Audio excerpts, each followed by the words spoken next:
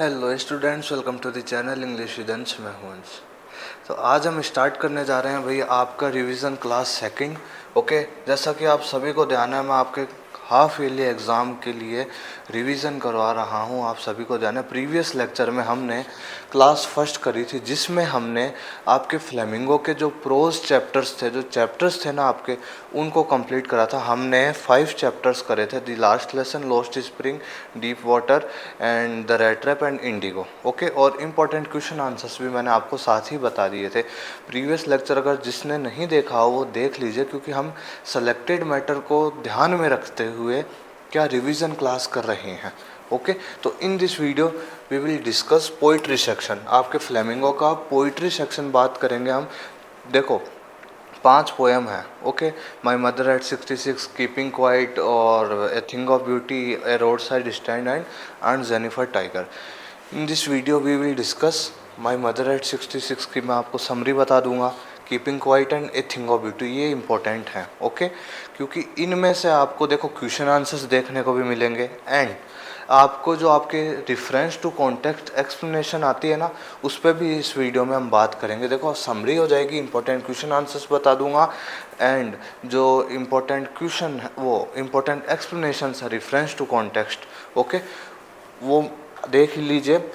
Keeping quiet में से भी आ सकती है, माई मदर एट 66, और थिंग ऑफ ब्यूटी की 2 आती है ना ऑप्शन में, और आंट जेनिफर टाइगर भी कर लीजिएगा, क्योंकि उसके 3 स्टैंजा है, वो कई बार के बोर्ड एग्जाम में भी आते हैं, तो वो भी मैं आपको करवा दूंगा। ओके, रही बात इनकी समरी बताऊंगा, इंपॉर्टेंट क्वेश्चन आंसर। बच्ची जो 2 हैं, ये road side stand and aunt Jennifer tiger, इनके भी मैं आपको क्वेश्चंस बता दूंगा कि ये क्वेश्चंस इंपॉर्टेंट है, इनको कर लीजिएगा। ओके, तो अब हम स्टार्ट करते हैं हमारा आज का लेक्चर।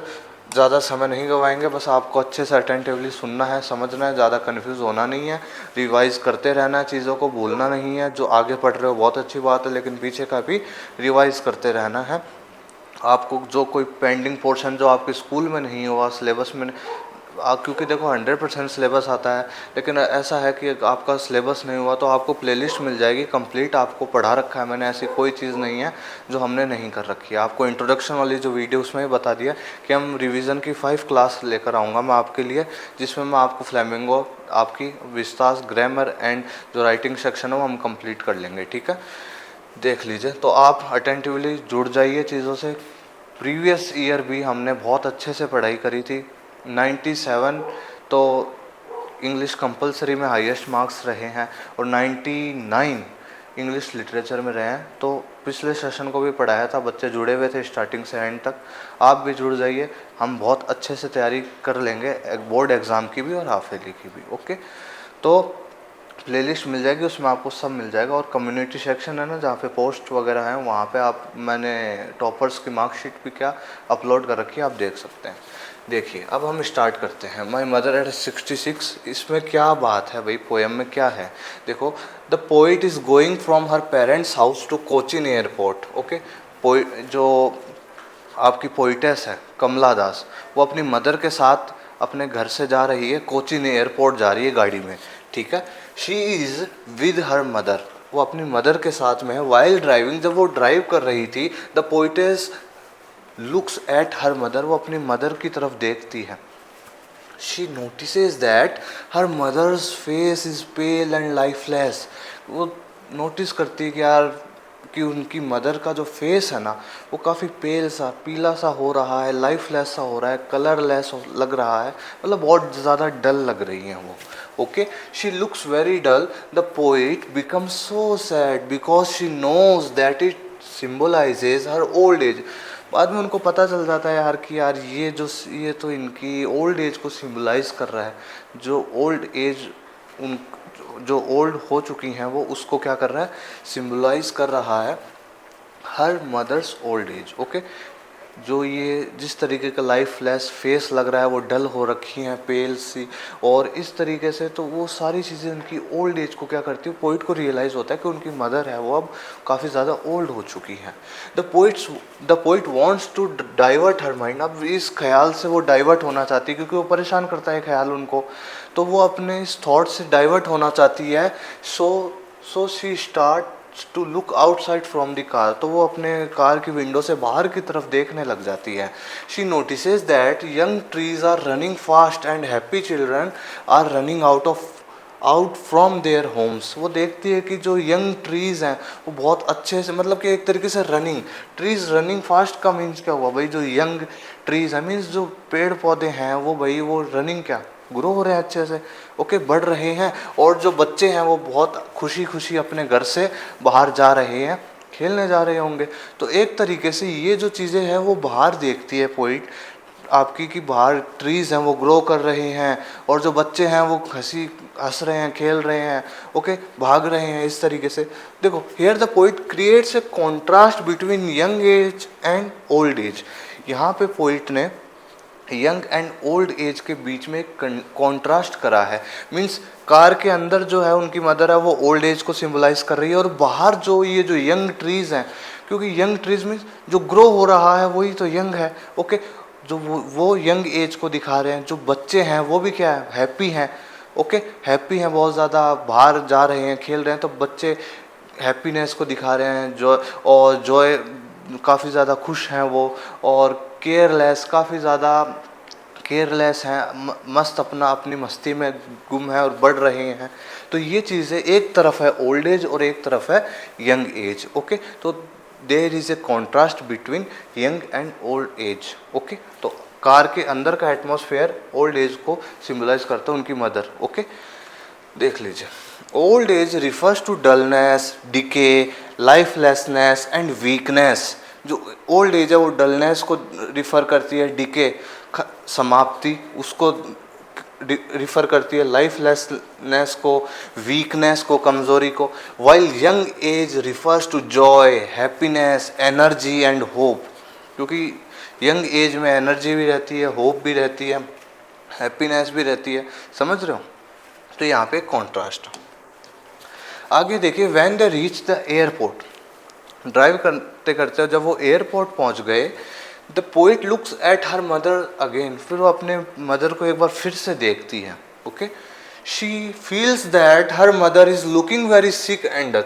फिर वापस फील करती है यार उनकी मदर बहुत ज़्यादा सिक, बीमार सी लगने लग गई है, काफ़ी ज़्यादा डल हो गई है. She looks like a late winter's moon.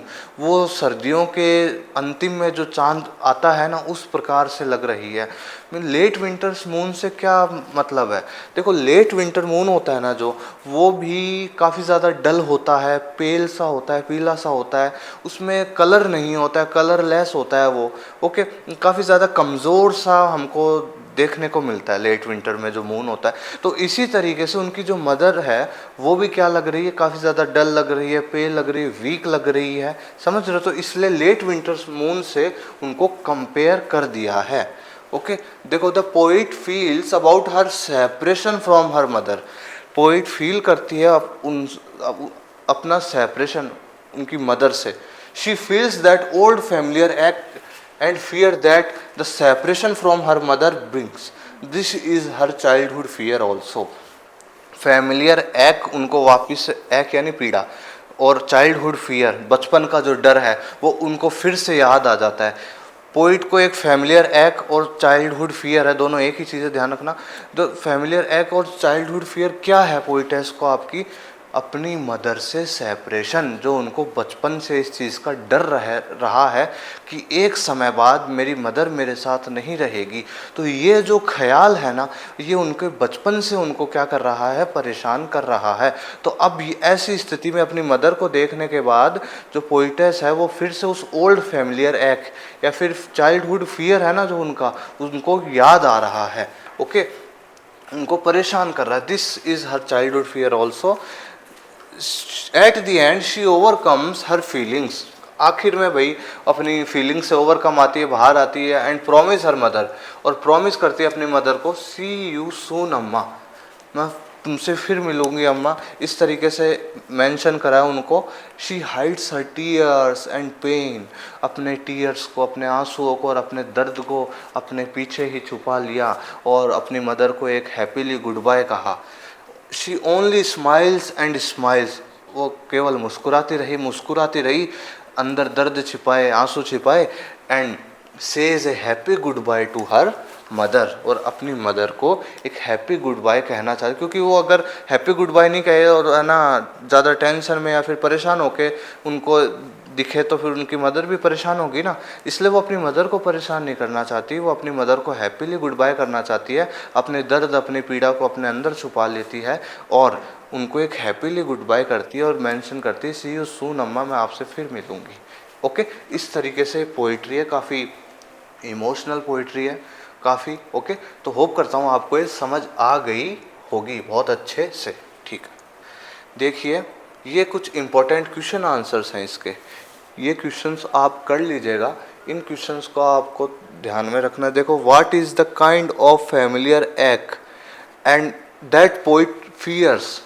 Okay, कौन सा फैमिलियर एक्ट है जो जिससे पोइट को मतलब जो फील करती है पोइट। मैंने आपको बताया था ना एक चाइल्डहुड फियर है उनको, तो चाइल्डहुड फियर भी इस तरीके से आए ना, तो आप इसमें लिख सकते हो कि फ्रॉम ये इसका आंसर मैं आपको अभी बता दूंगा। मैंने आपको क्वेश्चन आंसर्स करवा रखे हैं, पहली बात आपको सेपरेटली क्वेश्चन आंसर्स भी मिल जाएंगे और टेलीग्राम चैनल पे भी आपको लिंक मिल जाएगा, उस पर भी मैंने जो PDF फाइल है वो शेयर कर रखी है।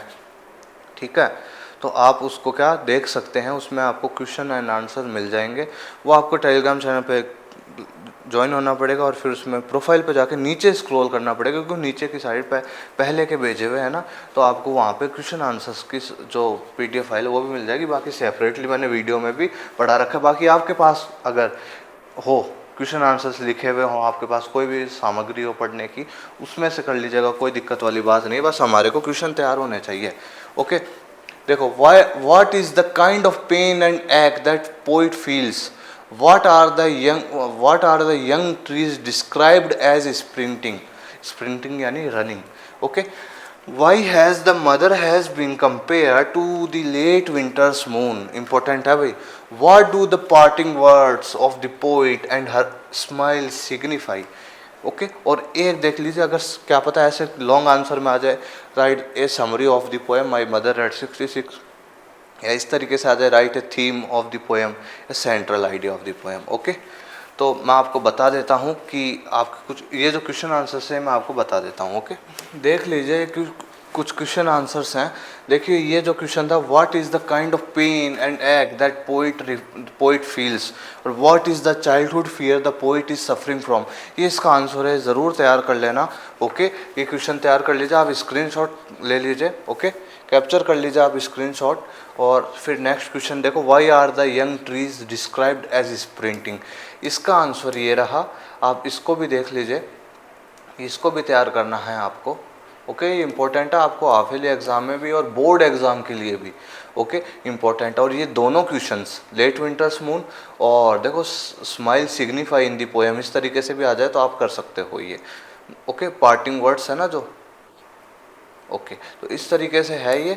बाकी देखो चाइल्डहुड फियर और फैमिलियर एक्ट वाला क्वेश्चन मैंने आपको बता दिया था। ओके, वो वही है, थोड़ा सा ये वर्ड लिमिट थोड़ी सी ज़्यादा है इसमें। ओके, इस तरह से ये कर लीजिएगा। देखो, right A short summary of the poem, तो ये आपके समरी रही अगर लॉन्ग आंसर में आ जाए आपके। ओके, ये कर लीजिएगा, आराम से कैप्चर कर लीजिए, क्योंकि अब रीड करूँगा तो फिर इतना वो नहीं रहेगा। देखो theme, what is the theme of the poem और central idea of the poem.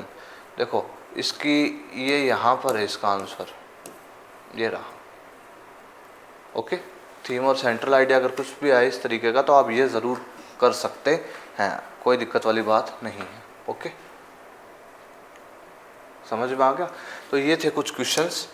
तो होप करता हूँ आपको माई मदर एट 66 पोएम अच्छे से समझ आ गई है।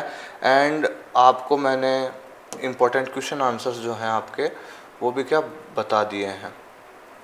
ओके, ओके, तो हमने क्वेश्चंस कर लिए, आप इनको ध्यानपूर्वक कर लीजिएगा, वही अच्छे से क्वेश्चंस हैं, इंपॉर्टेंट है आपके एग्जाम के लिए। आगे हम पढ़ते हैं, आपकी नेक्स्ट पोएम है कीपिंग क्वाइट। देखो कीपिंग क्वाइट में क्या बता रखा, अगर आपको लाइन बाय लाइन पढ़नी है ना तो आपको मैंने पढ़ा रखी है, आराम से आप पढ़ सकते हैं, वीडियो मिल जाएगा आपको, देख लीजिए। The poet is talking about keeping quiet till he counts to 12। Poet कह रहे हैं हमको कि भाई थोड़ी समय के लिए क्या कीप क्वाइट हो जाओ जब तक मैं 12 तक गिनती करता हूँ। ये हमारे पोइट्री की फर्स्ट लाइन है। ओके, तो देख लीजिए वो कह रहे हैं कि कीप क्वाइट हो जाओ, थोड़ी देर के लिए क्या हो जाओ, शांत हो जाओ। He says that we should stop speaking and moving for some time, कि थोड़ी देर के लिए चुप भी हो जाओ और मूव मत करो, कुछ भी आप कर रहे हो ना वो कुछ भी मत करो। द पोइट एम्फेसाइजेज, इस पोइट्री का क्या मेन मीनिंग है देखना। आप ये आंसर्स में भी लिख सकते हो। देखो, the poet emphasises the importance of quietness और साइलेंस। ओके, इम्पोर्टेंस बता रहा है हमको क्वाइटनेस की और साइलेंस की, चुप रहने के क्या फ़ायदे हैं भाई। If we keep quiet for some time we have some time to understand over self. अगर हम कुछ समय के लिए चुप रहेंगे, शांत रहेंगे, तो हमारे पास कुछ समय होगा जो हम अपने आप को समझने में लगाएंगे। हम बहुत ज़्यादा बिजी रह रहे हैं, सारी चीज़ों में लगे पड़े हैं, लेकिन हमारे को खुद के लिए समय नहीं है कि हम थोड़ी देर शांत बैठ जाएं और थोड़ी देर खुद के बारे में सोचें। ओके, समझ रहे हो, ये कहना चाह रहा है आपको। देखो, it will be an exotic moment, एक विचित्र मोमेंट होगा जब there will be no rush, कोई भी रश नहीं होगा, नो मशीन नो क्राउड, कोई मशीन काम नहीं करेगी, कोई सारी जगह मतलब जो भी मशीनरी वगैरह सब है ना वो बंद हो जाएगी, नो क्राउड, सड़क पर कोई क्राउड नहीं, भीड़ भाड़ नहीं होगी। Then we will be together and feel stranger united. भाई हम सबको क्या, एक हम साथ हो जाएंगे एक साथ। उस टाइम पे जब सारी चीज़ें बंद हो जाएगी तब हम क्या हो जाएंगे, शांत हो जाएंगे। मीन्स भाई सब लोग अपना अलग अलग काम कर रहे हैं तो सब अलग अलग हो गए एक तरीके से। एक बार जब सारी ही चीज़ें बंद हो जाएगी और सभी चीज़ें एकदम सब लोग शांत होकर अपने आप के लिए सोचेंगे तो हम सब एक समान हो जाएंगे। सब अपना अपना डिफरेंट काम कर रहे हैं, लेकिन एक बार के लिए अगर सब शांत हो जाते हैं और तो शांत हो गए, तो सभी शांत हो गए, तो क्या हो गए, समान हो गए सब लोग। ओके, और वो अपने बारे में सोचेंगे। देखो, fisherman will not hunting whales, जो फिशरमैन है वो भी वेल्स को पकड़ना बंद कर दें एक बार। द मैन वो गैदर सॉल्ट, जो व्यक्ति है वो सॉल्ट इकट्ठा, नमक इकट्ठा करने वाला जो व्यक्ति है वो भी कुछ समय के लिए रुक जाए। और then he realises and he will look at his injured hands, तो फिर वो शांत हो जाएगा ना, तो थोड़ी देर अपने आप को रियलाइज़ करेगा कि यार मैं तो काम में लगा देखो, मैंने वो साल्ट इकट्ठा कर रहा था तो उसके हाथ छिल गए हैं और उसके हाथ रफ हो गए हैं बहुत ज़्यादा। तो वो अपने आप को जब अपने आप को एक बार रोक लेगा काम से और खुद के ऊपर विचार करेगा, तो अपने हाथों को देखेगा तो लगे यार मैं काम के चक्कर में और सब चीज़ों के चक्कर में मैं खुद का ध्यान देना ही वो तो ध्यान देना भूल गया हूँ। तो हम भी ऐसे ही, हम भी कोई भी वर्क कर रहे हैं लेकिन हम उसी में लगे रहते हैं, तो हमारे को हमारे जो हार्म्स, जो चीज़ें हमारे को मतलब चोट पहुँच रही है ना, जो वो हम रियलाइज़ नहीं करते, हम करते जाते हैं काम। लेकिन अगर हम कुछ समय के लिए कीप क्वाइट होंगे, अगर हम शांत होंगे थोड़ी देर के लिए, तो हमारे पास वक्त होगा, हम हमारे बारे में सोच सकें, हम हमारे जो हार्म्स हैं, जो हमारे वर्क्स हैं, जो हमारे काम हैं, उनके बारे में सोच सकें, खुद के बारे में सोच सकें। इसलिए पोइट कह रहे हैं कि थोड़ी देर के लिए keep quiet.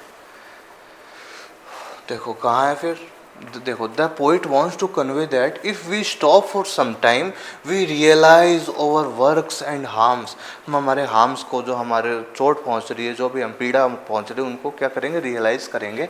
He appeals to us to stop wars and gives us a message of brotherhood. और वो जो ये वॉर्स करते हैं ना कंट्रीज़, उनके लिए भी कह रहे हैं कि भाई इन वॉर्स को ख़त्म करो। इन वॉर्स की कोई विक्ट्री नहीं है, कोई विजेता नहीं है, इन वॉर्स से कुछ नहीं होना जाना है। अगर कोई नेशन जीतता भी है ना तो भी उसकी जीत नहीं है, क्योंकि उसकी भी जो सेना है या फिर उसके जो पीपल है वो भी तो हार्म हुए होंगे ना उस युद्ध के बीच में। इसलिए कोई भी विक्ट्री नहीं होती इनकी। और पोइट कह रहे हैं कि भाई ये वॉर्स वगैरह सब ख़त्म करो और ब्रदरहुड, भाईचारे के साथ रहो, ये भी हमारे को कह रहे हैं। ओके, देखिए, the poet says that he does not favour total inactivity. Poet कह रहे हैं कि मैं टोटल इनएक्टिविटी के फेवर में नहीं हूँ। अब सबको ऐसा लग जाएगा कि यार मैं तो तुम सबको चुप करने के लिए बोल रहा हूँ, कोई काम मत करो, कुछ बोलो मत। तो आप लोगों को लगता होगा कि भाई मैं तो टोटल इनएक्टिविटी के बारे में बोल रहा हूँ कि कुछ ही नहीं। ओके, बट नहीं, मैं टोटल इनएक्टिविटी के बारे में नहीं बोल रहा। Total inactivity seems like death. भाई जो टोटल इनएक्टिविटी है वो तो भाई डेथ के समान है।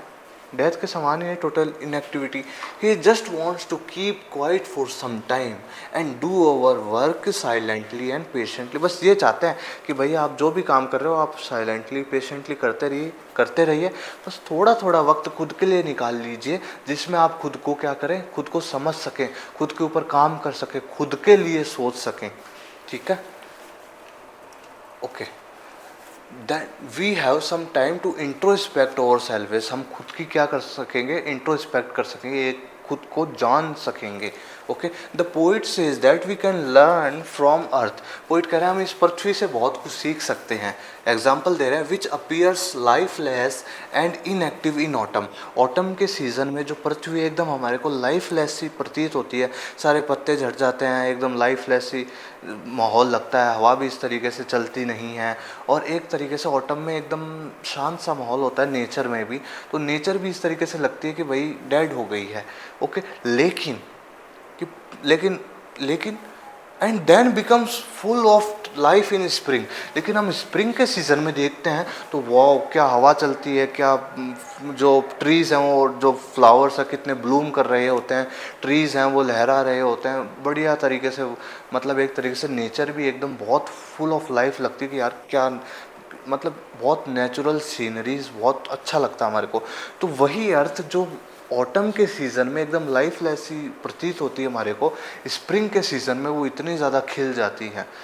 ओके, तो इसका मतलब क्या हो, अर्थ रुकी तो नहीं ना, अर्थ राउंड कर ही रही है ना। बस वो भी क्या ले लेती है, गैप ले लेती है। क्या ले लेती है, गैप ले लेती है। उस गैप लेने के बाद फिर वो अपने आप को फिर से खिला लेती है। इसी तरीके से हम भी हमारा काम करते रहें, थोड़ा थोड़ा गैप लेते रहें, जिससे हम अपने आप को ध्यान दे सकें, अपने ऊपर अपने लिए समय निकाल सकें। और फिर हम इस तरीके से करेंगे ना, हम खुद के लिए खुद पर ध्यान देंगे, खुद के लिए समय निकालेंगे, खुद की कमियों को करेक्ट करेंगे। ओके, सारी चीज़ों को ध्यान में, तो हम अगली बार जब कुछ करेंगे तो बहुत अच्छे बेटर वर्जन में कर सकते हैं। समझ में आ गई ये चीज़ है। Likewise, if we keep quiet for some time, then we have some time to introspect ourselves। हम खुद को जांचेंगे and brings म्यूचुअल अंडरस्टैंडिंग। हम अंडरस्टैंडिंग बढ़ाएंगे, हमारी म्यूचुअल अंडरस्टैंडिंग होती है ना, जो आपसी समझ है वो बढ़ाएंगे। If we have time then we look inside over selves. हम अपने आप को देखेंगे and know the true purpose of life. हमको पता चलेगा कि भाई इस जीवन का ट्रू पर्पस क्या है। ओके, तो ये है आपकी कीपिंग क्वाइट पोइट्री। तो इम्पोर्टेंस ऑफ साइलेंस या क्वाइटनेस पे जोर दिया है, जिससे हम अपने आप को जांच सकें और निखार सकें। ठीक है, देखिए कुछ इंपॉर्टेंट क्वेश्चन है। देखो, what does the poet ask us to do for 1 second. और देखो, what will happen if we keep quiet. Does the poet advocate total inactivity. What can the earth teach us. ये 4 questions हैं। देखिए, summary से related भी आ सकता है, और आपके थीम से रिलेटेड और सेंट्रल आइडिया से रिलेटेड भी आ सकता है।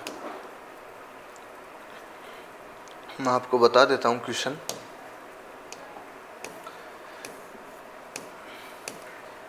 देख लीजिए, कीपिंग क्वाइट में एक तो ये, जैसे ये भी कर लीजिएगा, वही बात है, what will counting up to 12 and keeping still help us achieve. Okay, ये कर लीजिएगा एक तो। ओके, और सेकंड है, do you think the poet advocate total inactivity and death. ये वाला क्वेश्चन है।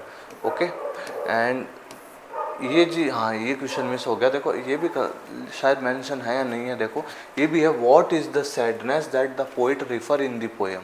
ओके, ये कर लीजिएगा। What will be an exotic moment. ये एक्स्ट्रा क्वेश्चन है भाई, अगर ये करना चाहो तो कर लीजिएगा। What will be an exotic moment, capture कर सकते हो आप इसको। ओके, और देखो, एक वैगिंग वार से रिलेटेड भी क्वेश्चन है। ये एक्स्ट्रा क्वेश्चन हैं भाई, देखो करना चाहो कर लीजिएगा। बाकी देखो, what earth can give us, है ना। ये देखो, अर्थ वाला आंसर क्या टीच करती है अर्थ हमारे को। ओके, ये इसका आंसर ज़रूर तैयार कर लीजिएगा। बाकी देखो, मैसेज और ये है इस पोइट्री का, अगर आप करना चाहो तो। बाकी थीम देख लीजिए, थीम का मैंने आपको बताया कि थीम आ सकती है और सेंट्रल आइडिया आ जाए। ओके, तो ये आपके आंसर्स हैं कुछ। देखो, समरी ऑफ द पोएम, ये समरी हो जाएगी भाई क्या क्या बात हो रखी है। इसमें सिमिलर सी चीज़ें हैं, कोई आपको घबराने वाली बात नहीं है। थीम में, समरी में, सेंट्रल आइडिया में, और ये सेंट्रल आइडिया हो गया। ओके, मेन थीम आ गया ना। देखो मेन थीम और सेंट्रल आइडिया के लिए आप यही कर लीजिएगा, ये वाला, और समरी के लिए आप ये वाला कर लीजिएगा। इसको आप कैप्चर कर सकते हैं, इसका आंसर हो जाएगा। ओके, कैप्चर कर लीजिए आप। ओके, तो इस तरीके से हम आराम से समझ सकते हैं। हमने कीपिंग क्वाइट भी कर ली भाई। ओके, थोड़ा सा डिटेल में ही बता रहा हूँ आपको मैं ये सारी चीज़ें, जिससे एक बार आप क्या एक बार रिवाइज अच्छे से हो जाए आपका। देखो, ए थिंग ऑफ ब्यूटी की बात करते हैं हम इस पोइट्री में। क्या है ए thing of beauty is a joy for ever. ये लाइन ध्यान रख लीजिएगा, क्वेश्चन आंसर में लिखेंगे तो अच्छा इंप्रेशन बढ़ेगा। ए thing of beauty, John Keats की लिखी हुई पोइट्री है, नेचर के पोइट हैं। ओके, देखिए, the poet admires nature and its beauty. Poet हैं भाई, अब नेचर के कवि हैं, प्रकृति के कवि हैं, तो नेचर की ब्यूटी को, नेचर को क्या करेंगे, उसकी तारीफ करेंगे, सीधी सी बात। द पोइट एडमायर्स प्रशंसा करना, नेचर प्रकृति की, और इट्स ब्यूटी उसकी, प्रकृति की जो ब्यूटीज़ है ना, प्रकृति की ब्यूटीज़ जो नेचुरल एलिमेंट्स हैं, जो नेचर की ब्यूटीज़ है, पेड़, हवा, पत्ते, ये सारी चीज़ें नेचर ही तो है। बादल, ओके, तालाब, पानी, सब ये सब चीज़ें। देखो, in this poem the poet says that a beautiful thing of nature always increases. कि एक जो ब्यूटीफुल थिंग ऑफ ब्यूटी होती है ना, ए थिंग ऑफ नेचर, नेचर की कोई भी चीज़ होती है ना, वो हमेशा क्या होती है, बढ़ती ही रहती है। It is a source of eternal Joy, endless Joy. Okay भाई, ये है ना एंडलेस जॉय का क्या है, सोर्स है, माध्यम है। It beauties never fades. जैसे जो और ब्यूटीज़ होती हैं वो समय के साथ क्या हो जाती है, फेड हो जाती है ना, लेकिन प्रकृति की ब्यूटी ऐसी है, नेचर की ब्यूटी ऐसी है जो कभी भी समाप्त नहीं होती, ख़त्म नहीं होती, फेड, धुंधली नहीं पड़ती। समझ रहे हो? It provide shelter and food. ये हमारे को शेल्टर देती है, प्रकृति ही तो है सब कुछ, इन नेचर में ही तो है हम सब कुछ, नेचर से ही हमारा अस्तित्व है, एग्जिस्टेंस है। तो इट प्रोवाइड्स अ शेल्टर, ये हमारे को शरण देती है, हमारे को फूड देती है। A sleep of full sweet dreams, ये हमारे को अच्छी नींद देती है, हम चैन से सो सकते हैं। नेचर हमारे लिए बहुत कुछ करती है। We find our self suffering from many ills like. भाई हम आज के जीवन में हम अपने आप को बहुत ज़्यादा सफरिंग से, पीड़ाओं से घिरे हुए पाते हैं। जैसे कि डेस्पोंडेंस मीन्स डिस्पेयर, डेस्पेयर मीन्स निराशा, निराशा, डेस्पोंडेंस निराशा। इन ह्यूमन नेचर, अमानवीय स्वभाव व्यक्तियों का। ओके, पेनफुल डेज, कई पेनफुल डेज आ जाते हैं ना लाइफ में, तो मतलब हम इन सफरिंग से अपने आप को क्या घिरे हुए ही पाते हैं कि यार सफरिंग से पीड़ा ही पीड़ा है। Some beautiful object of nature gives us comfort and happiness. लेकिन नेचर के जो ब्यूटीफुल ऑब्जेक्ट्स हैं, मानो ट्रीज़ हो गए, सॉइल, मिट्टी हो गई, नदियाँ हो गई, पहाड़ हो गए, तो हमको क्या ऐसे टाइम पे हम जब नेचर से समीप होते, नेचर के पास होते हैं, नेचर से कनेक्टेड होते हैं, तो हमारे को बहुत ज़्यादा सुकून मिलता है, हम खुश हो जाते हैं, हमको कंफर्ट देती है नेचर। ये पॉइंट बताना चाह रहे हैं। It removes over dark spirits and pains and gives us pleasure and blessing. ये हमारी जो डार्क स्पिरिट है और हमारा जो पेन है, जो भी दिक्कतें हैं, उन सबको एक तरीके से क्या करती है, रिमूव कर देती है, हमारे को फिर कंफर्ट देती है, हमको प्लेजर, आनंद देती है। ओके, और ब्लेसिंग्स, हमको आशीर्वाद देती है, हैप्पीनेस, खुशियाँ देती है नेचर। ओके, देखिए, such the sun, the moon, old, कुछ नेचुरल ऑब्जेक्ट्स के को मेंशन करा है पोइट ने, जैसे सन हो गया, मून हो गया, ओल्ड एंड यंग ट्रीज हो गए, डेफोडिल्स फ्लावर्स हो गए, मस्क रोजेज हो गए, क्लियर स्ट्रीम्स, क्लियर ट्रांसपेरेंट, एकदम साफ नदियाँ। ओके, इस तरीके से the poet also praises some noble man for their great deeds that leave a great impression on our selves. और एंड में पोइट क्या करते हैं, जो जो कुछ नोबल मैन हैं, जो महान व्यक्ति हैं, उनको भी प्रेज करते हैं, उनकी भी क्या करते हैं, प्रशंसा करते हैं उनके कार्यों की वजह से। कि कुछ ऐसे महान लोग हैं जिनके कार्य इतने अच्छे हैं, उन, उन जिनके कार्य इतने अच्छे हैं, उन्हीं के कारण हम उनको याद करते हैं, उनको क्या करते हैं, याद करते हैं। अच्छे अच्छे नोबल मैन, महान व्यक्तियों के कुछ ऐसे कार्य हैं जिनकी वजह से हम उनको याद करते हैं, और उन कार्यों का इम्प्रेशन, उनके जो ऐसे नोबल डीड्स हैं ना, उनके जो ऐसे बेहतरीन कार्य हैं, वो हमारे ऊपर एक ग्रेट इम्प्रेशन छोड़ते हैं। महात्मा गांधी जी हो गए, सुभाष चंद्र बोस हो गए, आज चंद्रशेखर आज़ाद, बड़े बड़े जो महान व्यक्ति हैं, जो भी एपीजे अब्दुल कलाम साहब हो गए, सब जो महान व्यक्ति हैं भाई, उनके जो नोबल डीड्स हैं ना, मैं एक एग्जांपल दे रहा हूँ आपको, तो वो भी हमारे ऊपर क्या बहुत ज़्यादा ग्रेट इम्प्रेशन छोड़ती है। ये पॉइंट बता रहे हैं हमारे को। Okay, A thing of beauty is a joy for ever. एक प्रकृति की कोई भी चीज़, ए थिंग ऑफ ब्यूटी, प्रकृति की कोई भी ऑब्जेक्ट हमारे को हमेशा जॉय, आनंद प्रदान करती है। ओके, होप करता हूँ समझ आ गया होगा आपको, अच्छे से समझा दी ये चीज़ें।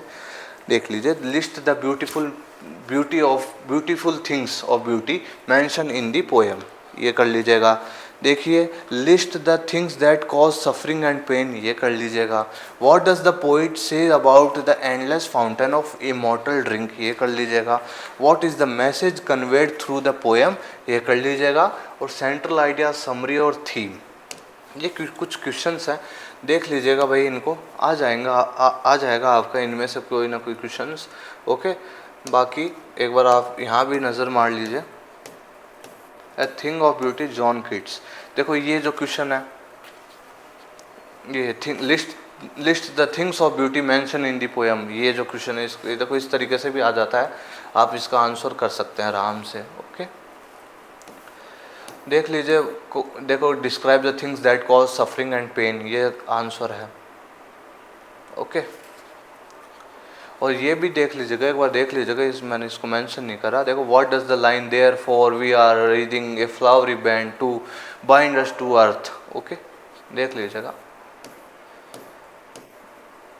और देखो, why is grandeur associate with the mighty dead, ये आंसर मैंने, ये भी करना है आपको, जो उसमें मेंशन नहीं करा, सॉरी, आप इसको देख लीजिएगा भाई।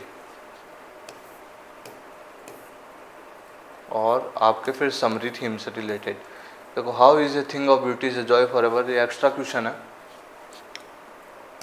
ओके, बाकी ये देखो, सेंट्रल आइडिया, मैसेज और समरी आपके लिए बढ़िया हो गया। थीम, सेंट्रल आइडिया, मैसेज और समरी आपको इधर ही मिल जाएगा, सब ये तैयार कर लीजिएगा। ओके, कुछ भी आए, सेंट्रल आइडिया, थीम आए, मैसेज आए या समरी आए, आराम से कर सकते हैं, कोई दिक्कत वाली बात नहीं है, मार्क्स अच्छे आएंगे। ओके,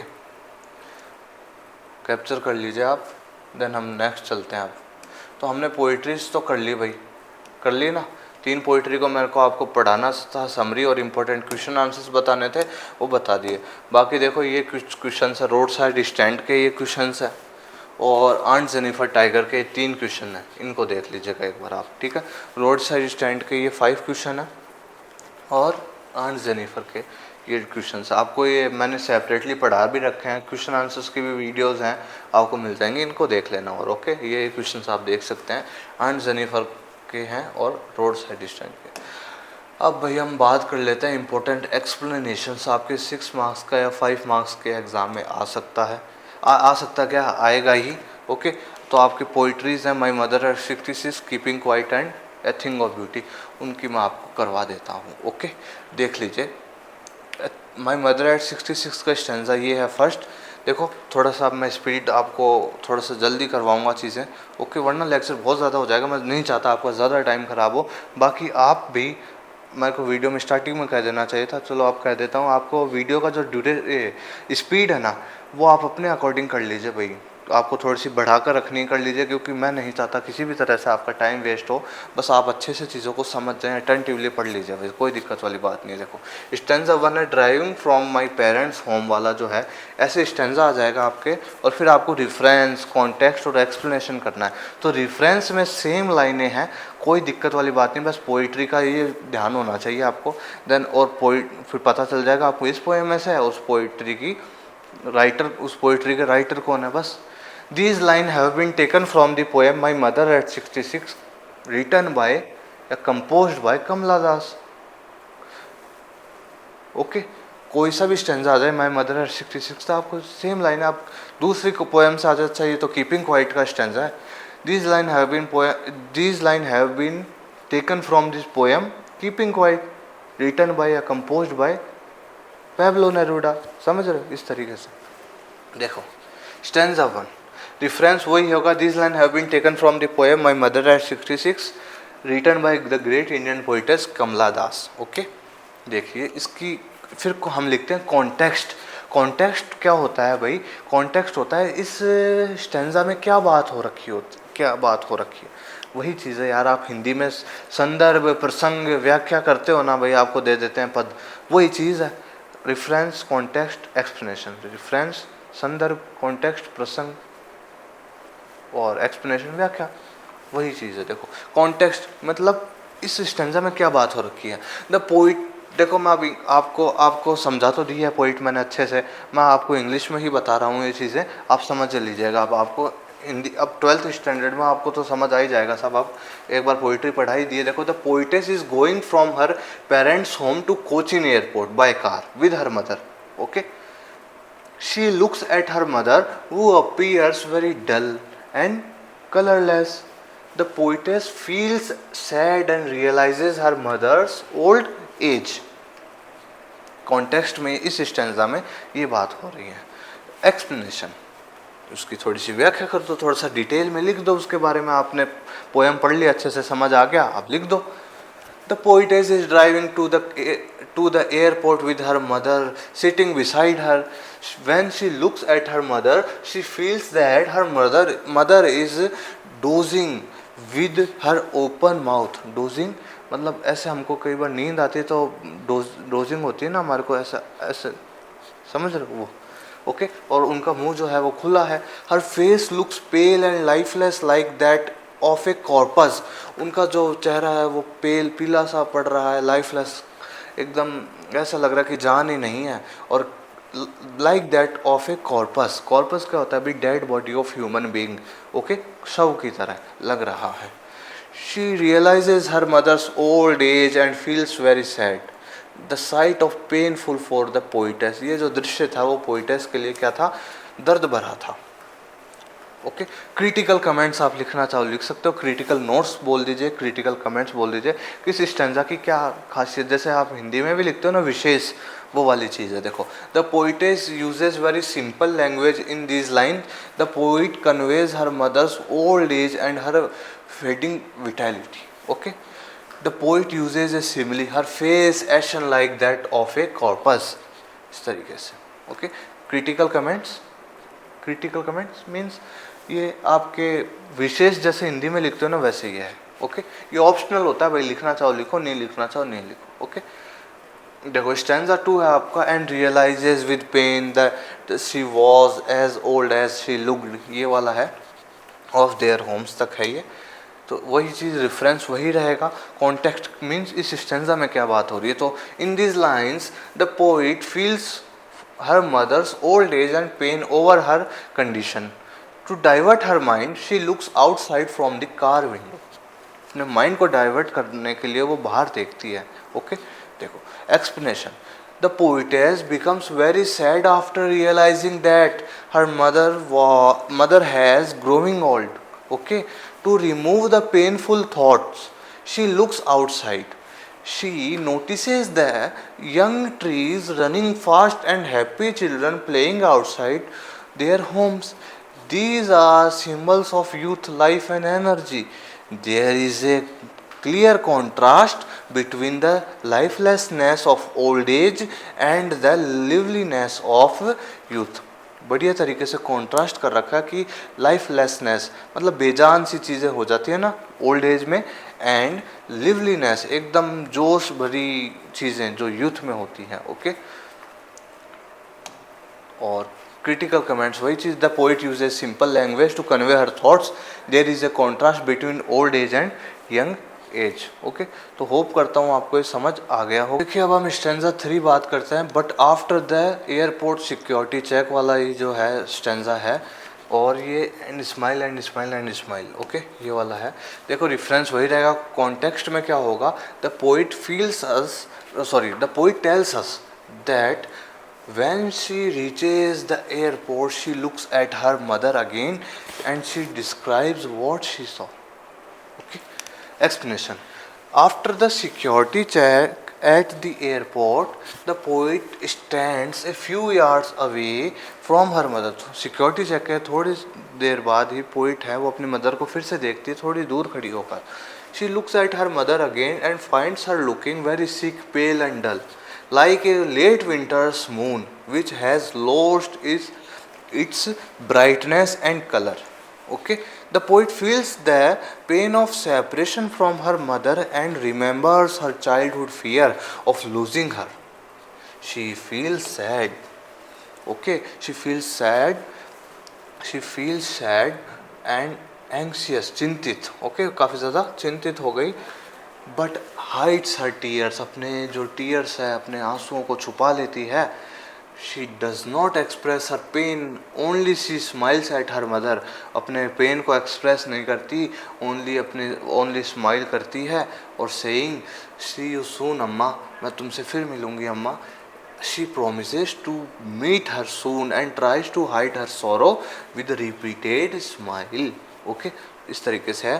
देखो क्रिटिकल कमेंट्स ये हैं. The poet uses simple and clear language. The poet uses a simile pale as a late winter's moon. Okay, और the poet uses repetition smile and smile and smile again.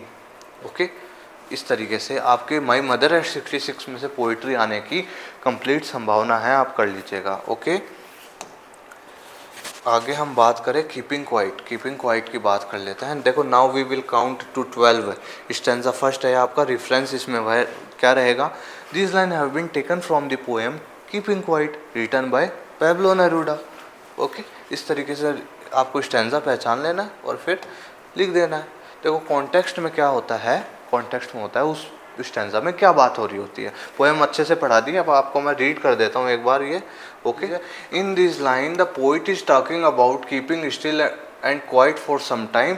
He says that we should stop speaking and moving for some second. देखो explanation आपको छोटे लग रहे होंगे लेकिन छोटी नहीं है. अब ये जो चीज़ है ना, ये भी आप इसमें ऐड कर सकते हो, ध्यान रखना. ओके, मैंने एकदम आपको जैसे एक तरीके से ध्यान में रह जाए चीज़ें उस वे में लिखा है. बाकी आपको एक्सप्लेनेशन में 4-5 लाइनें लिख देनी है. ओके, तो आराम से हो जाएगी. देखो कोई दिक्कत वाली बात नहीं. बाकी स्टैंजा में भी इतनी सी बात है. देखो the poet is talking about keeping quiet while he counts to 12 है. जब तक वो 12 तक गिनता है चुप रहना है अपने को. He asks us to stop speaking any language and stop moving for some time. यही बात हो रखी है, ये तो बात हो रखी है. Now we will count to 12 and we will all keep still for once face on the अर्थ.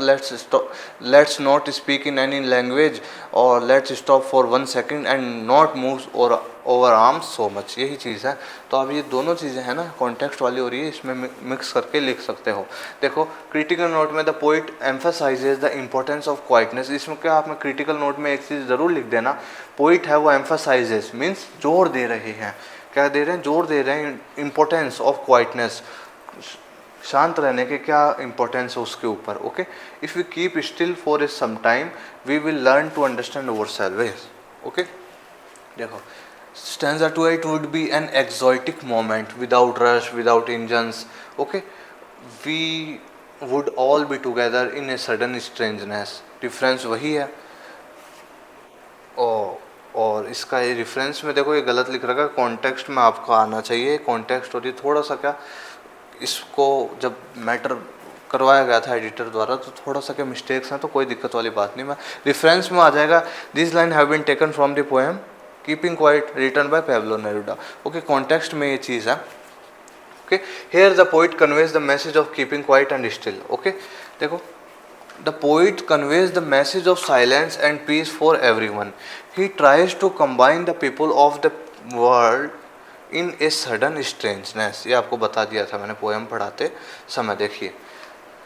देखिए एक्सप्लेनेशन ये रही इसकी. The poet says that when everything will be quiet and still, it will be an exotic moment when there will be no rush, no sound. Then we will feel togetherness, जब सब एक समान हो जाएंगे तो एक तरीके से सबको समान लगेगा। तो ये दो लाइनें सुनो, ये दो जो लाइंस हैं और ये जो लाइंस हैं ये दोनों एक्सप्लेनेशन में ही हैं, ठीक है, ध्यान रखना। ये कॉन्टेक्स्ट में नहीं है, यहाँ से आप एक्सप्लेनेशन कर सकते हैं। रेफरेंस में in this line have been taken from the poem, ये होगा। कॉन्टेक्स्ट में here the poet conveys the message, ये होगा। और ये एक्सप्लेनेशन हो जाएगी, दो लाइन्स ये और तीन लाइन्स ये। तो इस तरीके से आपका इस स्टैंजा की एक्सप्लेनेशन हो जाएगी। ओके, देखो स्टैंजा 3 देख लो। Fisherman in the cold sea would not harms whales and the man gathering salt would look at his hurt hands. देखो reference, these line are from the poem keeping quiet written by Pablo Neruda. Context देख लीजिए। The poet tells us about the importance of peace and silence. He says that we should stop for some time for our activities. देखो explanation देख लीजिए। The poet says that fishermen will not stop harming whales in the cold sea. The man gathering salt will look at his hurt hands. The poet wants to say that if we stop for some time, we will realize our mistakes and learn peace. हम अपनी realises करेंगे हमारी mistakes को और हम piece, शांत कैसे रहा जाता है वो सीखेंगे। क्रिटिकल नोट में वही, the poet conveys a message of peace and harmony through the lines.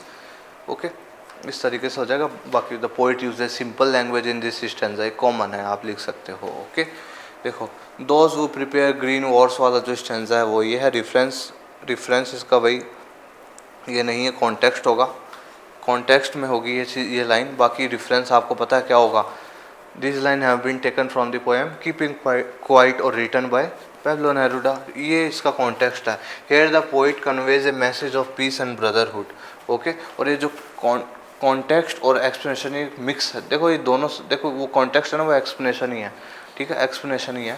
देखो the poet talks about stopping Wars and building A peaceful environment. He spreads the message of love and unity, इस तरीके से।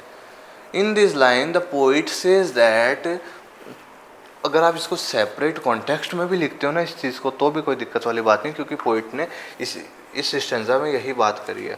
बाकी देखो explanation है। इन this line the poet says that those who prepare Wars and destruction, विनाश, should stop fighting, उनको fighting करना शांत कर देना चाहिए। They should spend time in peace, उनको शांतिप्रद जगहों पे, जहाँ पे शांति है वहाँ पे अपना टाइम क्या करना चाहिए, व्यतीत करना चाहिए। लिविंग लाइक ब्रदर्स, भाई के जैसे रहना चाहिए। डूइंग नथिंग हार्मफुल, और कुछ भी गलत हार्मफुल काम नहीं करना चाहिए। The poet conveys a message of humanity and brotherhood. यहाँ पे ह्यूमैनिटी, मानवता, और ब्रदरहुड, भाईचारे का संदेश दे रहे हैं इस स्टैंजा में। और क्रिटिकल नोट में लिख दीजिएगा the poet wants to show the importance of living in harmony and respecting life. देखो fifth stanza, what I want should not be confused with total inactivity. Life is what is about. I want no truck with death. देखो these lines are from the poem Keeping Quiet by Pablo Neruda. Context में आप लिखेंगे, देखो here the poet tells us about the importance of keeping quiet.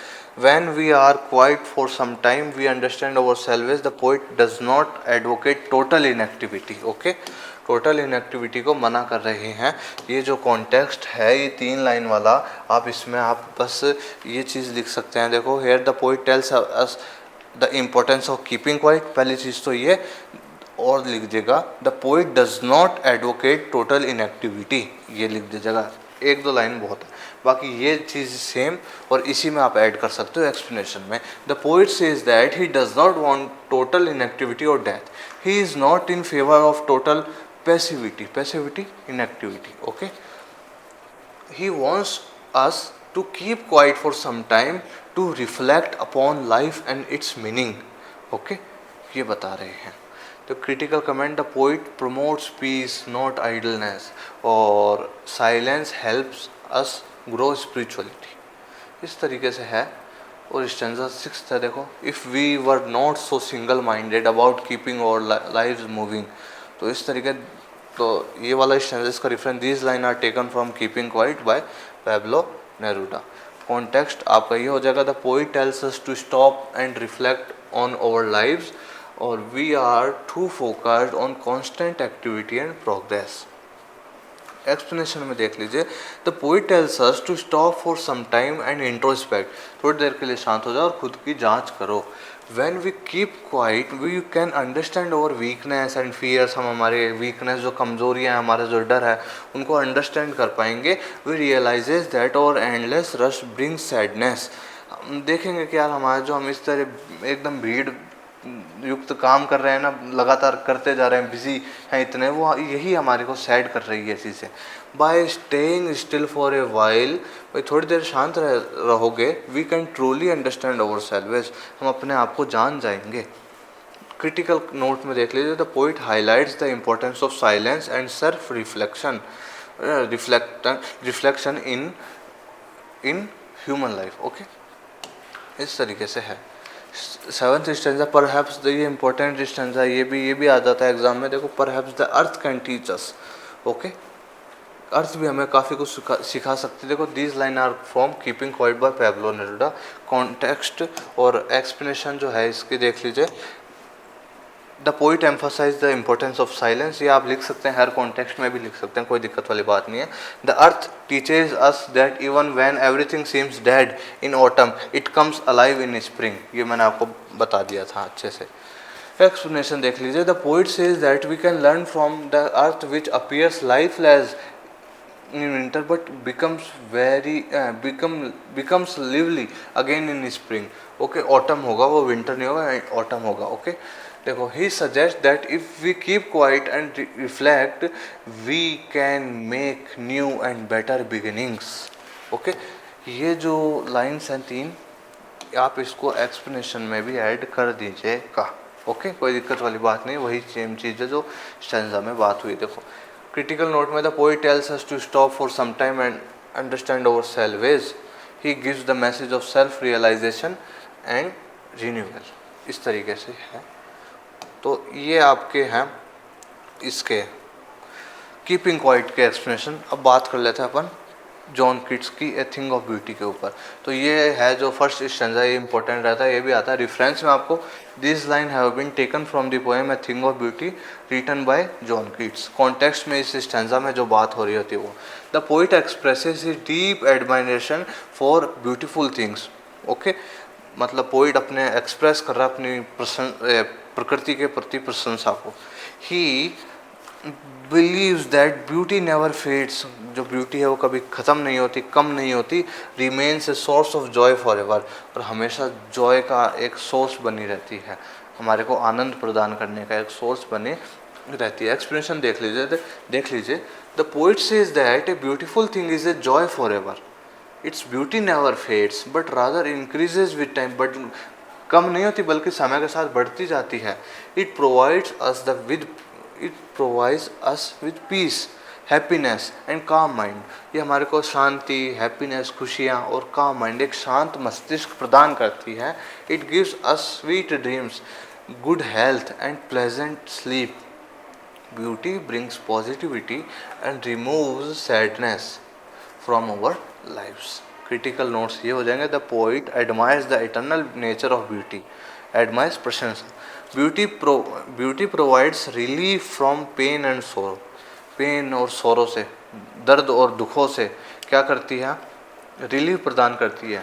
देखो, the stanza reflect the romantic spirit of John Keats. Okay, romantic poet थे ना, तो उनकी जो स्पिरिट थी, एक तरीके से उनकी कला थी, उसको हम ये प्रदर्शित कर रही है लाइनें।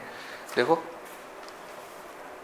Therefore on every morrow, okay, we are reading, ये वाला स्टैंजा है, इसका रेफरेंस वही देखो, this line have been taken from the poem a thing of beauty written by John Keats. Context इसका ही रहेगा, the poet expresses how beauty binds human being to the earth and gives them reason to live despite sorrow and sufferings. Okay, कि जो beauty है वो किस तरीके से हमें बांधे रखती है, नेचर जो है हमें किस तरीके से बांधे रखती है, और हमारे को सोरो और सफरिंग हैं जो उनसे क्या देती है, उनसे हमारे को दूर रखती है और हमारे को एक पीसफुल एंड हैप्पीनेस देती है एक तरीके से। Okay, explanation. The poet says that every day we make a garland of beauty, garland mala, okay, of beautiful things that binds us to the earth. हम प्रकृति से जुड़े रहते हैं, ये पोइट कहना चाह रहा है।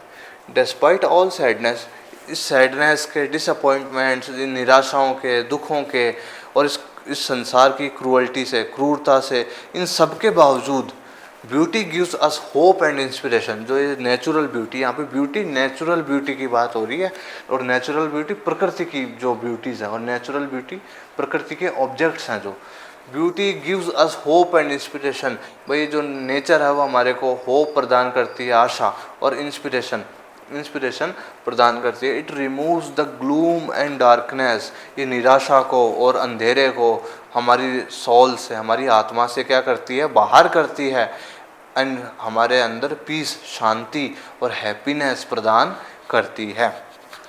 Critical notes, beauty gives us strength and motivation to live happily in this sorrowful world. Okay, देखो थर्ड डिस्टेंस ये भी इंपॉर्टेंट रहता आ जाता है। Such the sun the moon trees old and young sprouting a shady boon, ये वाला जो स्टेंस है देखो रेफरेंस वही रहेगा। These line are taken from a thing of beauty by John kits.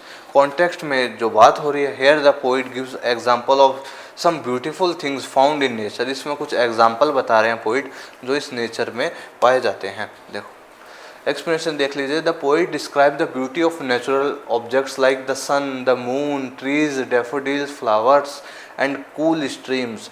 Trees provide shade, छाया प्रदान करते हैं। फ्लावर्स स्प्रेड फ्रेगरेंस, ये जो फ्लावर्स हैं वो भाई फ्रेगरेंस प्रदान करते हैं, खुशबू। The flowing rills rivers, okay, cool and earth during summer. और जो ये जो सरिताएँ, ये जो रिवर्स बहती रहती है ना, ये भी समर के टाइम पे अपनी जो अर्थ है उसको क्या करती है, कूल करती है, ठंडक पहुंचाती है। All these natural elements are source of joy and comfort for human. ये वही ये सारे नेचुरल ऑब्जेक्ट्स हैं ना, ये हमारे लिए सोर्स ऑफ जॉय है, हमारे लिए आनंद की चीज़ें हैं, और ये हमारे को कंफर्ट प्रदान करती है। ये critical notes, Keats glorify nature as the ultimate source of happiness. Okay, देखो and such too is the grandeur of the dooms, ये स्टेंजा है। देखो दीज लाइन रेफरेंस में these line have been taken from the poem a thing of beauty written by John Keats. Context में आपको stanza में जब बात हो रही है, the poet tells us that beauty exist not only in the physical world but also in the spiritual and imaginative world. Okay, इस physical world में नहीं, ब्यूटी जो है वो स्पिरिचुअल भी है, आध्यात्मिक और इमेजिनेटिव भी है, हम इमेजिन भी कर सकते हैं। ओके, देखो explanation, the poet says that we find beauty even in the explanation देख लीजिए। The poet says that we find beauty even in the stories and legends of heroes and martyrs who died for noble causes.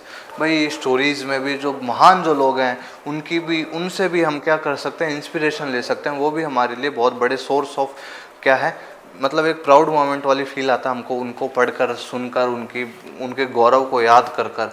Okay, और हम उनको हमेशा क्या करते हैं, thank you करते हैं दिल से। ओके, हर उनकी एक अच्छी चीज़ों के लिए। Their glorious tales gives us inspiration, वो हमारे को सीख प्रदान करती है, उनकी कहानियाँ, उनकी बातें। Beauty is like an eternal fountain of flowing from heaven. एक जो नेचुरल ब्यूटी है ना, वो एक तरीके से एक झरने के रूप में है, जो क्या आ रहा है, स्वर्ग से बहता हुआ हमारे पास आ रहा है।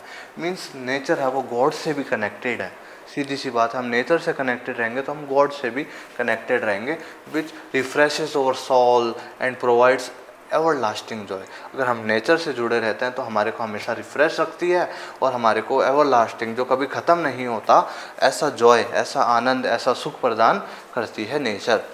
क्रिटिकल नोट्स, देखो the poet connects earthly beauty with divine beauty. Beauty is eternal and spiritual. This stanza highlights kids romantic belief in the immortality of beauty. Okay, आप आराम से 2-3 अपने हिसाब से लिख सकते हैं। जैसे इन this line the poet use a simple language.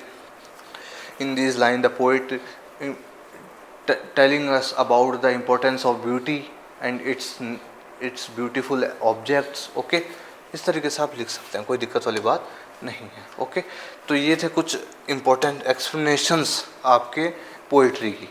In 3 point में से आपके देखो, कीपिंग क्वाइट में से भी आ जाती है भाई, और ए थिंग ऑफ ब्यूटी में से भी आ जाती है, और मदर 66 में भी आ जाती है।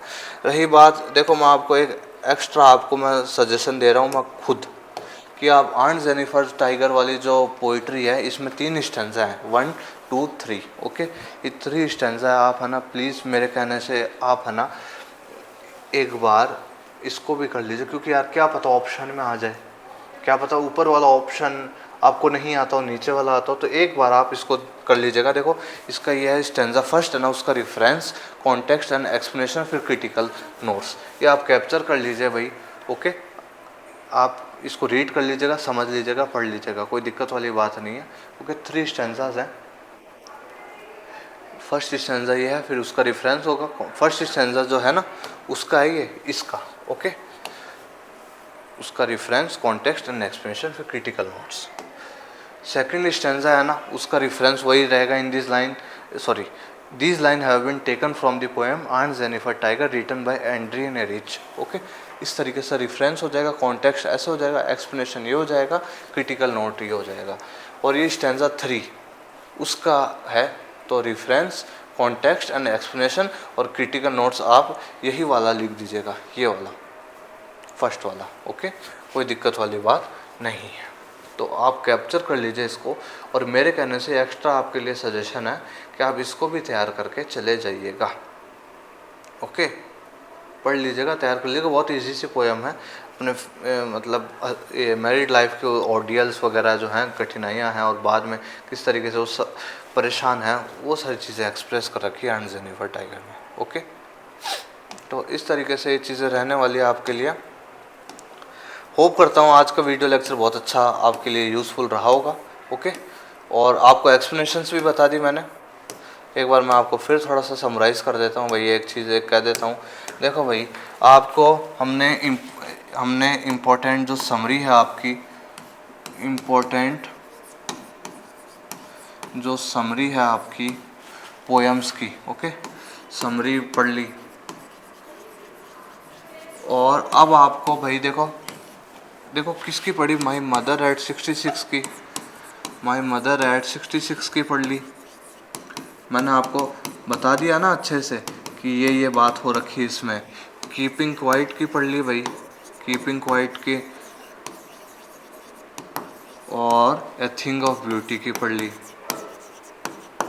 ओके, ये हमने पढ़ लिया है भाई।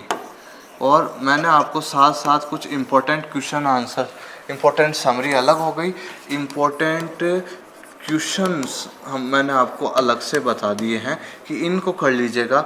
और हमने जो आपके रेफरेंस टू कॉन्टेक्स्ट आता है ना, मींस एक्सप्लेनेशन जो है वो आपके 5 या 6 मार्क्स की आएगी, 6 मार्क्स की आ सकती है। वो भी हमने क्या कर लिया है, मैंने आपको बता दिया है कि भाई ये चीज़ हो गई हमारी। इंपॉर्टेंट क्वेश्चंस कौन से रहने वाले हैं पोइट्री में से, रेफरेंस टू कॉन्टेक्स्ट, एक्सप्लेनेशन बता दिया आपको। और ये जो 3 पोएम्स है इनको मैंने आपको अच्छे से बता दिया है, समरी बता दी है, और एक बार वापस से रिवाइज करवा दिया है। होप करता हूँ आपको कोई दिक्कत वाली बात नहीं है, अच्छे से समझ आ जाएगा, कोई टेंशन लेने वाली बात नहीं भाई। इस में हमने यही चीज़ें पढ़ी है, तो होप करता हूँ आपको भाई अच्छे से समझ आ गया होगा। भाई जो चीज़ें बताई है रेफरेंस, कॉन्टेक्स्ट और एक्सप्लेनेशन के लिए, भाई मदर एट 66 कीपिंग क्वाइट में से भी आ जाता है, thing of beauty, road side distance मैंने एक बार आपके लिए स्किप कर दिया। बाकी आंट जेनिफर टाइगर को आप पढ़ लीजिएगा, क्या पता माई मदर एट 66 के ऑप्शन में ए थिंग ऑफ ब्यूटी ही आ जाए, तो आपके लिए तो आराम की बात है, हमने कर ही ली। ओके, ऑप्शन आता ना, तो इस वजह से मैंने आपको एक एक्स्ट्रा दिया कि आंट जेनिफर टाइगर को भी कर लीजिएगा। ओके, तो आज हमने कंप्लीट कर लिया हमारा फ्लेमिंगो का रिवीजन। फ्लेमिंगो प्रीवियस लेक्चर में हमने क्लास फर्स्ट में हमने आपके फ्लेमिंगो के चैप्टर्स पे बात करी, इसमें हमने पोइट्री पे बात कर ली। ओके, और क्वेश्चन आंसर जो इम्पोर्टेंट हैं वो बात कर लेंगे। नेक्स्ट हम बात कर लेंगे जो हमारी जो अगली क्लास होगी उसमें हम बात कर लेंगे। जो हमारा शेड्यूल्ड है, जिस हिसाब से मैंने आपको जो इंट्रोडक्शन वाला वीडियो है कि किस तरह से रिवीजन वगैरह उसमें बता रखा है। ओके, होप करता हूँ सब समझ आ गया होगा, अटेंटिवली आपने लेक्चर लिया होगा, अच्छे से समझा होगा चीज़ों को, जैसे बताइए वैसे चीज़ों को तैयार ज़रूर कर लीजिएगा, आपके लिए बेनिफिशियल रहेगा, काफ़ी यूज़फुल रहेगा। ओके, कोई भी डाउट हो, कोई क्वेश्चन हो, कुछ आस्क करना हो, कोई कन्फ्यूज़न हो, कमेंट सेक्शन में आप आस्क कर सकते हैं, मैं ज़रूर आपका रिस्पॉन्स देने की कोशिश करूँगा। डिस्क्रिप्शन में आपको टेलीग्राम चैनल का लिंक मिल जाएगा, उसे आप ज्वाइन कर सकते हैं, ऐड हो सकते हैं, वहाँ पे भी डिस्कस कर सकते हैं। ओके, तो हमारी तैयारी है वो बहुत अच्छी चल रही है। होप करता हूँ आपकी भी तैयारी बहुत अच्छी चल रही होगी, घबराना नहीं है और लोड वगैरह ज़्यादा नहीं लेना है, मस्त चिल होकर आराम से अपनी पढ़ाई करनी है, रिवाइज़ करना है, अच्छे से तैयारी करनी है, कोई दिक्कत वाली बात नहीं है, सब अच्छा होगा, सब बढ़िया तरीके से चीज़ें हो जाएंगी और अच्छे मार्क्स भी आपके आ जाएंगे। जिस तरीके से बताया जा रहा है बस उस तरीके से करते जाइए। मैं मिलूँगा अब आपसे नेक्स्ट वीडियो सेशन में, बने रहिए मेरे साथ। Thank you very much.